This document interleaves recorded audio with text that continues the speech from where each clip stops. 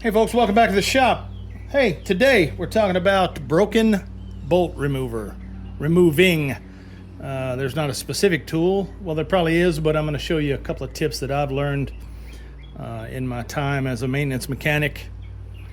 And we're going to do that with some simulated broken bolts, because it's hard to work on one when you need to work on one and try to film it too. So what we got here is a little 3/4 inch bolt and a nut that's going to simulate our threaded hole and our broken bolt. I've sheared it off with a grinder, cut-off wheel, but we're going to give you a couple examples on, hey, here's what I got and here's how I need to get at it.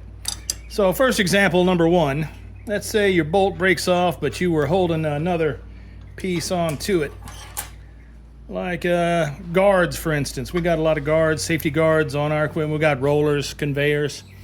So your bolt, usually if it's broken off, it's going to be flush with the guard piece or whatever you're bolting together. Best case scenario is you can get the guard off the rest of the way, the bolt sheared clean off. Say they bumped the guard with a forklift or whatever machinery. Another piece came in and kind of kicked it over, and so broke your bolt, but then your bolt head's gone, but you still got some threads. You might have a little rough edge on it, some smearing of metal over.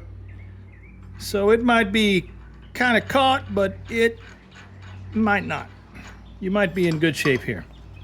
So if you broke off flush and you can get the guard off, easy enough. You can, of course, this is an oversized bolt for demonstration purposes.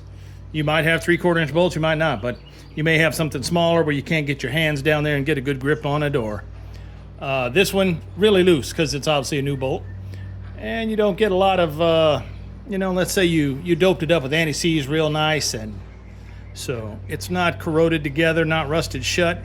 You might be able to hand back it out if you can get it off of there. Be careful, you're probably gonna have some sharp edges.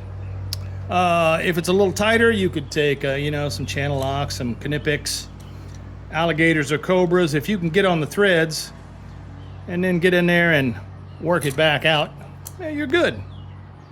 You're not worried about the threads because this bolt's, it's gone. It's a goner. You can't put that back in there because you can't tighten it back up. If you're in there and you're seized up a little bit, you forgot your anti-seize compound, and you broke off a little less than flush, or maybe right at flush. Here's another tool for you, a little chisel. If you can get in there and get it started. Now this is best case scenario. If you're working on an engine bolt or something's broke off, we all know the chances of that not being pretty much a monolithic one piece of bolt and motor block or whatever. They're going to be corroded in there good, rusted shut.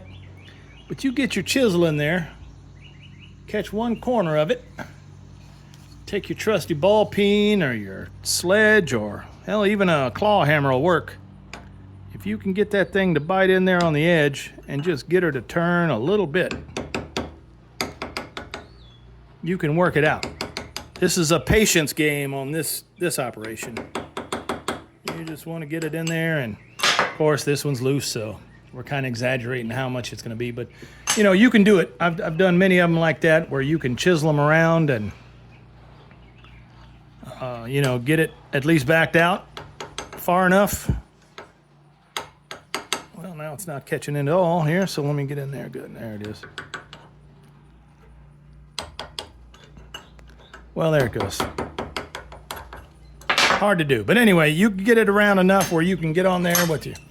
I don't have my Knipex twin grips with me today, but those have the little clippers on the front. You can catch that, and I've done many a bolt with those, just with enough of the little smudged over piece of metal to get that thing pulled out, at least far enough where you can get a better bite on it with your channel locks, or even the twin grips got the good side grips, but you could do it with these. This is channel lock brand channel locks, little baby set.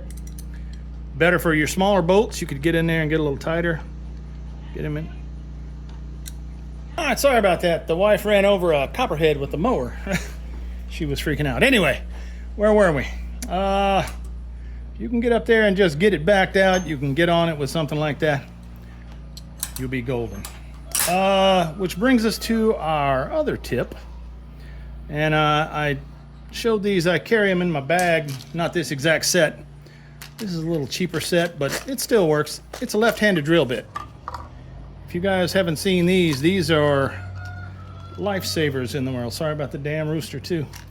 You see the spiral pattern is different. It runs left-handed, so you'd put your regular drill in reverse, and it cuts the opposite way of a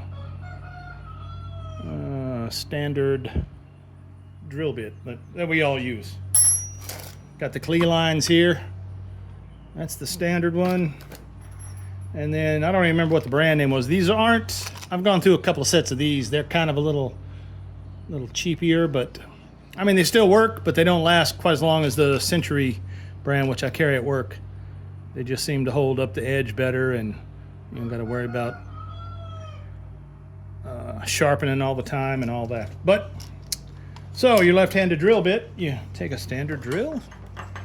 Here I got the Milwaukee or the D-Wall 20 volt, and we're going to start a little. I'm going to go in about halfway. Now, keep in mind, this is going to probably work a lot better with this bolt because it's a bolt in a nut. You know, if you got threads that are banged up anyway and you're tightening stuff up, you're going to get a little tightness in there. It's going to be hard to extract. Let's say it's way even lower and there's just nothing to do. You can't get anything going with that. So you're below flush. You're going to take that left-handed drill bit. I'll tell you what I want to do also. Good practice if you can get to it. Take a punch and get a little notch in there. Well, it doesn't knock that out of the way, but anyway. Let's set her back flat. It ain't going to work like that. You just run it in there. See if you can't get a good hole started. And, you know, you can go two ways. The best case scenario, the drill's going to go in a little bit and catch and be able to back your broken bolt out. Or you can get a hole in it and then get some, you know, easy out extractors. I've always found that this works on most cases most of the time. Most of the time. Now, like I said, if you got banged up threads and it's going to be, you know, harder to get this to catch and back out, then you may have to go to more extreme measures. I will tell you, if you can get your piece that you're working on with the broken bolt to the drill press or a mill where you can get a reversing drive on it and use these left-handers, I've seen most of the time, 98% of the time, they'll come right out. You put a little downward pressure on that handle and it pops in there and it's trying to cut and going the correct way to reverse those threads out, it'll come out. So let's try it and see what we got here. If we can keep it centered, see if you can start you a little bit of a divot first, which we got. So we're going to stay pretty well centered. Now, you can see these come in different sizes. Obviously, you'd want to use some smaller ones if you got a smaller bolt in there. Let's see if we can focus that one. But just for demonstration purposes, so you can see what's going on, we're going to just show this. This is the second to largest size drill bit. We're going to get it down in there. Make sure we got it started so it don't walk. We're going to have to re-tighten our vise because that didn't work like we wanted it. Let's see if we can get it over in a better spot there too.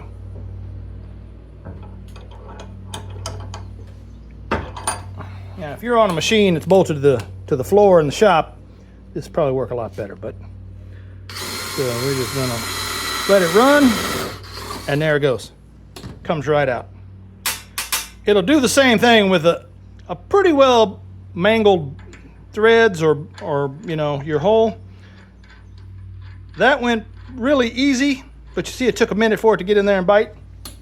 But yeah, once you get going in it and it hooks, it's putting that left-handed lefty loosey, right? So yeah, there you go. Bolt removal with left-handed threaded drill bit, left-handed drill bits. A practical exercise. Now, like I say, in the field, out in the real world, yeah, that may not be that easy.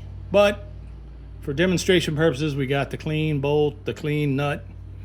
I was even thinking about maybe dinking up a little thread just to get it to lock in there, but it did all right for what I was gonna just show you. Like I said, those work pretty good most of the time. If you got something that's really jacked in there, you can still, if you get that far and it still hasn't backed out, but you get a good hole, yeah, get you a screw extractor, bolt extractor that you hammer in, and then you can back it out. I didn't bring those home with me to show you either, so I was gonna, but there you go. Simple tool, you know.